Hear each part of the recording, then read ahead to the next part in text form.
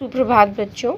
आज मैं आपको आपकी संस्कृत की पुस्तक प्रज्ञानम का 5वां अध्याय यानी कि पंचम पाठ पढ़ाने जा रही हूँ। इसमें आपको लंग लकार प्रथम पुरुष बहुवचन के बारे में बताया गया है। लंग लकार का अर्थ पास्ट टेंस होता है, जैसा कि मैंने आपको पिछले पाठ में भी समझाया था।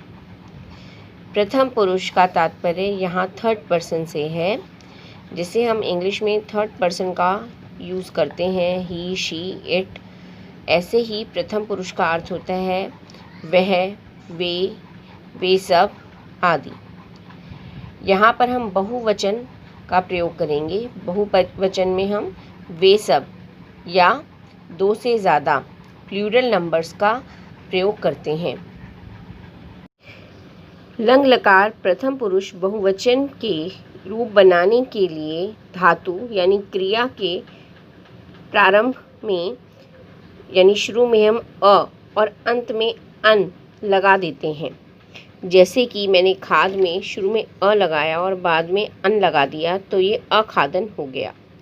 गे में शुरू में अ लगा दिया, बाद में न लगा दिया तो अल्टीमेटली ये अगायन हो गया।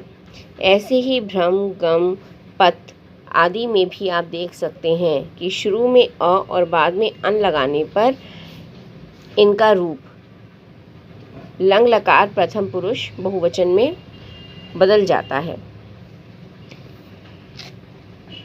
बहुवचन का यह रूप प्रथम विभक्ति बहुवचन के कर्ता के साथ प्रयुक्त होता है, यानी कि सब्जेक्ट के साथ इसका प्रयोग किया जाता है और इसका प्रयोग प्रथम विभक्ति में किया जाता है। ठीक है, जब आप शब्द रूप बनाते हैं तो उसमें प्रथम विभक्ति में बहुवचन में सब्जेक्ट के साथ इसका प्रयोग होता है। अब हम आगे चलते हैं। यहाँ पर बालिका, पुष्पाणि, आज्रिघन। बालक पुष्पों को सूंघते थे। पास्ट टेंस है, यानी कि लंग लकार है, भूतकाल है, तो हम यहाँ पे थे का प्रयोग करेंगे। नरहा फलानी आखादन। लोग फल खाते थे। महिला उद्याने अभ्रमण। महिलाएं उद्यान में यानी बागीचे में घूमती थीं। गायिका गीतानी अगायन। गायिकाएं गीत गाती थीं। एतानी पत्राणि अपतन।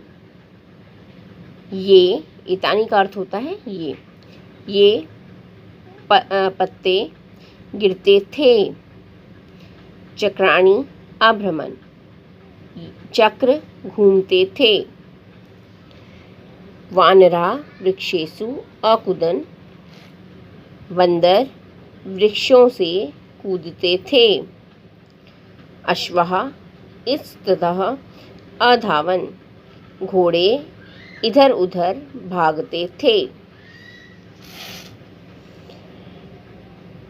बालिकाः अहसन्। बालिकाएं हंसती थीं। छात्रा अध्यापिकाम् अनमनम्। छात्राएं अध्यापिकाओं को नमस्कार करती थीं। अब हम अगले पेज पर चलते हैं।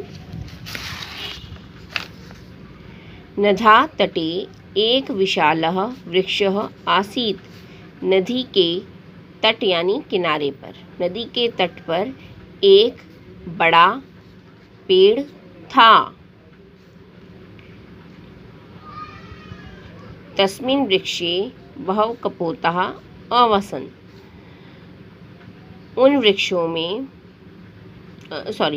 वृक्ष में बहुत से कबूतर रहते थे। एकदा ते बुभुक्षिताः आसन्। एक बार वे भूखे थे। ते भोजनाय इतस्ततः अभ्रमन्। वे भोजन के लिए इधर उधर घूमते थे। अन्ते ते एकस्मिन् क्षेत्रे तण्डुलकणान् अपश्यन्। अंत में उन्होंने एक खेत में दानों को देखा। सर्वे तत्र अगच्छन्, सब वहाँ गए। प्रसन्नतया तण्डुलान् च आखादन्, और प्रसन्न होकर दानों को खाया।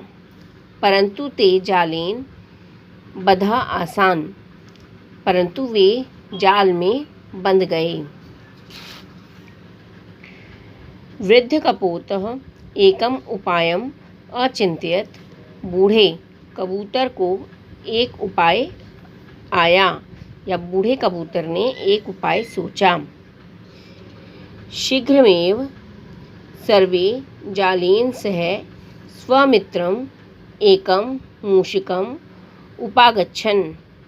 जल्दी ही वे सब जाल को लेकर अपने मित्र एक चूहे के पास पहुँचे।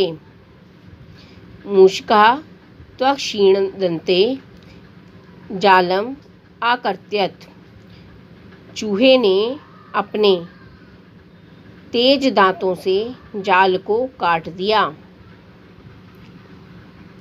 सर्वे कपोतः स्वतंत्रतः अभवन्, सब कबूतर स्वतंत्र हो गए।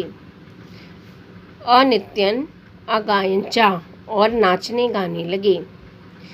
तो इस प्रकार हमें पता चलता है बलम तु एकतायाम विद्यते, एकता में ही बल विद्यमान होता है।